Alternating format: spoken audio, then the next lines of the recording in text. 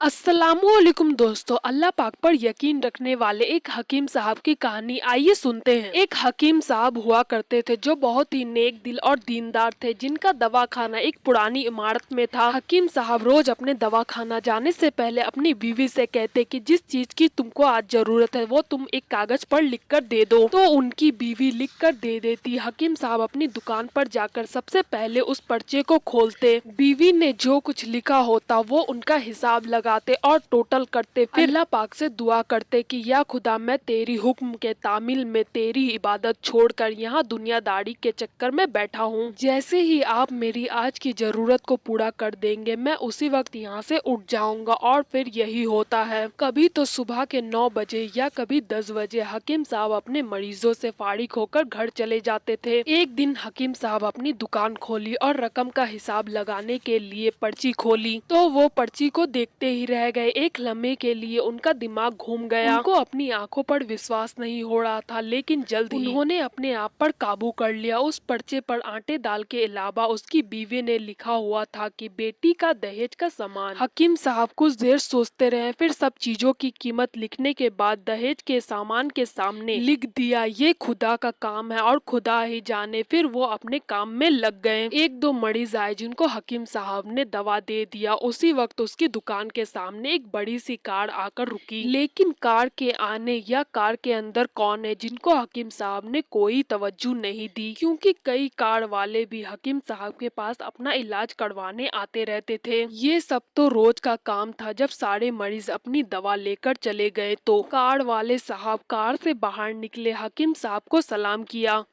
और जाकर उनकी दुकान में बैठ गए। तो हकीम साहब ने कहा, अगर आपको कोई दवा लेनी है तो इस टूल पर आकर बैठ जाएं, ताकि मैं आपको चेक कर सकूं, और अगर आप किसी और मरीज के लिए दवा लेकर जाना चाहते हैं तो आप उस मरीज की हालत बता दें। फिर वो साहब बोले कि हकीम साहब, मुझे लगता है आपने मुझे पहचाना नहीं, लेकिन आप भला मुझे पहचान भी कैसे सकते हैं, क्योंकि मैं आपसे 15 साल बाद मिल रहा हूँ। अपनी पहचान के लिए मैं आपको अपनी पुरानी मुलाकात के बारे में बताता हूँ। जब मैं पहली मर्तबा यहाँ आया था तो मैं यहाँ खुद नहीं आया था, बल्कि मुझे खुदा ने भेजा था, क्योंकि खुदा को मुझ पर रहम आ गया था और वो मेरा घर आबाद करना चाहता था। हुआ कुछ ऐसा था कि मैं अपने गांव जा रहा था, तभी हमारी गाड़ी आपकी दुकान के सामने पंचर हो गई। ड्राइवर गाड़ी का पहिया लेकर पंचर लगवाने चला गया था, तभी आपने देखा कि मैं गर्मी और धूप में गाड़ी के पास खड़ा हुआ हूँ। फिर आप मेरे पास आए और दुकान की तरफ इशारा करके कहा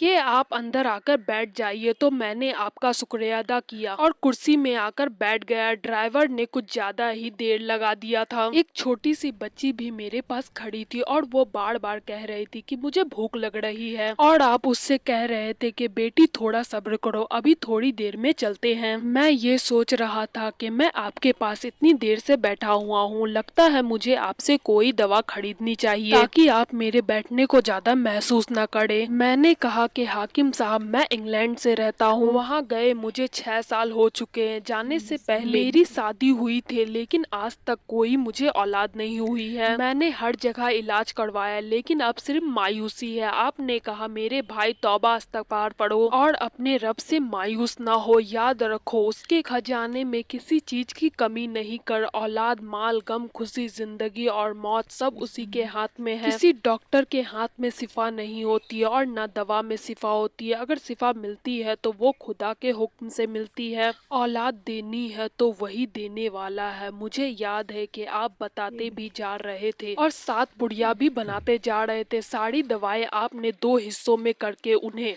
अलग अलग लिफाफों में रख दी। फिर आपने मुझसे मेरा नाम पूछा। मैंने कहा, मेरा नाम अफजल है। आपने लिफाफे पर अफजल लिखा और दूसरे लिफाफे पर बेगम अफजल लिखा। फिर दोनों लिफाफे को एक थैली में डालकर दवा खाने का तरीका बताया। मैंने बेदीनी से दवाई ले ली, क्योंकि मैं तो सिर्फ आपको कुछ रकम देना चाहता था। लेकिन जब दवा लेने के बाद मैंने पूछा कि कितने पैसे देने हैं, तो आपने कहा बस ठीक है। तो मुझे कुछ भी समझ में नहीं आया, तो मैंने दोबारा पूछा। आपने कहा कि आज का खाता बंद हुआ। तो मैंने कहा कि मुझे आपकी बात समझ में नहीं आई। वहीं पर एक और शख्स मौजूद था, उसने मुझे बताया कि खाता बंद होने का मतलब कि हाकिम साहब ने आज के घरेलू खर्च के लिए जितनी रकम खुदा से मांगी थी वो खुदा ने उन्हें दे दी है, ज्यादा रकम वो नहीं ले सकते हैं।